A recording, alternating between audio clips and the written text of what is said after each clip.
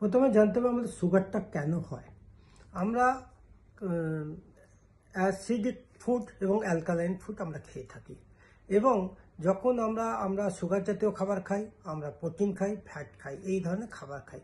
এবার সুগার জাতীয় খাবার বা যে কোনো খাবার আমরা প্রোটিন বা ফ্যাট খেলে আমাদের প্যানক্রিয়াস থেকে ইনসুলিন তৈরি হয়, এবং সেই ইনসুলিন আমাদের এই সুক্রোজগুলো আমাদের সেলের মধ্যে এন্ট্রি করায়, এবং তখন আমাদের এটিপি তৈরি হয়, যে এটিপির বেসিস করে আমরা আমাদের ডে টু ডে লাইফ চলাফেরা করতে পারি।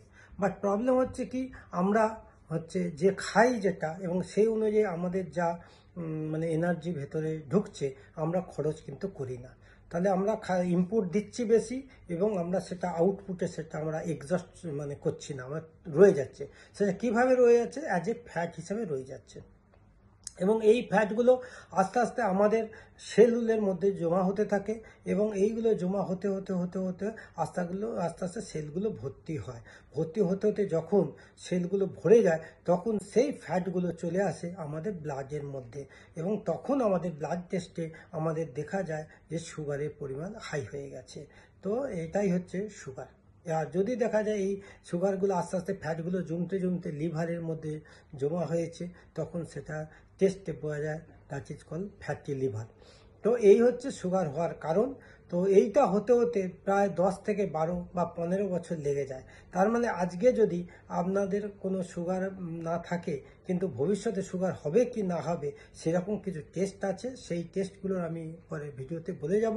আমার ভিডিওগুলোকে ফলো করুন, এবং আমার ভিডিওগুলোকে শেয়ার করুন, যাতে করে আমি নিজে আমার এই যে এটা এক্সারসাইজটা করা, বা এই যে আমার অ্যাক্টিভিটিগুলো করা, আমি যেটা করেছি সেটা আমি নিজের উপরে অ্যাপ্লাই করি আমি ভালো আছি। আমি বললাম লাস্ট অক্টোবর 2023 থেকে আমি পুরো ওষুধ মুক্ত হয়ে গেছি। আমার 3টে সুগার এবং প্রেশারের 3টে ওষুধ ছিল, আমি সবই বন্ধ করেছি।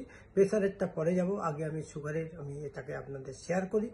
তার মানে আজকে আপনাদের কারো সুগার নেই, কিন্তু ভবিষ্যতে যদি না সুগার হয়, তার জন্য আপনাদের কিছু না কিছু আপনাকে জানতে হবে যে কেন সুগার হয়। তার মেনলি হচ্ছে আমাদের সেলগুলো যদি ভর্তি হয়ে যায়, তারপরে সেগুলো যদি ব্লাডের মধ্যে আসে, তখন সেটা তখন আমরা সুগার দেখতে পাই। তার সলিউশনটা কি না, আমাদের এই যে ফ্যাটটাকে গলাতে হবে।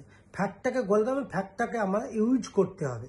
হ্যাঁ, এটাকে আমরা কিভাবে করব সেগুলো আমি পরপর আপনাদের জানাবো, যে আমরা কি করে এটাকে করবো। আমাদের মেন হচ্ছে কি, এই ফ্যাটটা যাতে না জমতে পারে। আবার আপনি পুরো কোষগুলোকে খালি করলেন, ফ্যাট কমে গেল, আবার আপনার একটু উল্টো পাল্টা লাইফ চললো, তাতেও কোনো অসুবিধা নেই। তাই এই ফ্যাটগুলো গলার জন্য কি কি করতে হবে না হবে, তো সেই জিনিসটাই আপনাদের কাছে জানাবো এরপরের ভিডিওতে। আমার সঙ্গে থাকুন, এবং অন্যদের সঙ্গে আমার এই মেসেজগুলো ছড়িয়ে দিন। দেখবেন আস্তে আস্তে আস্তে আস্তে আমি আপনাদের জানাচ্ছি কি করে হবে, এবং আমি এর পরের ভিডিও জানাচ্ছি আমি কি করে হয়েছি বা তার ডিটেলস।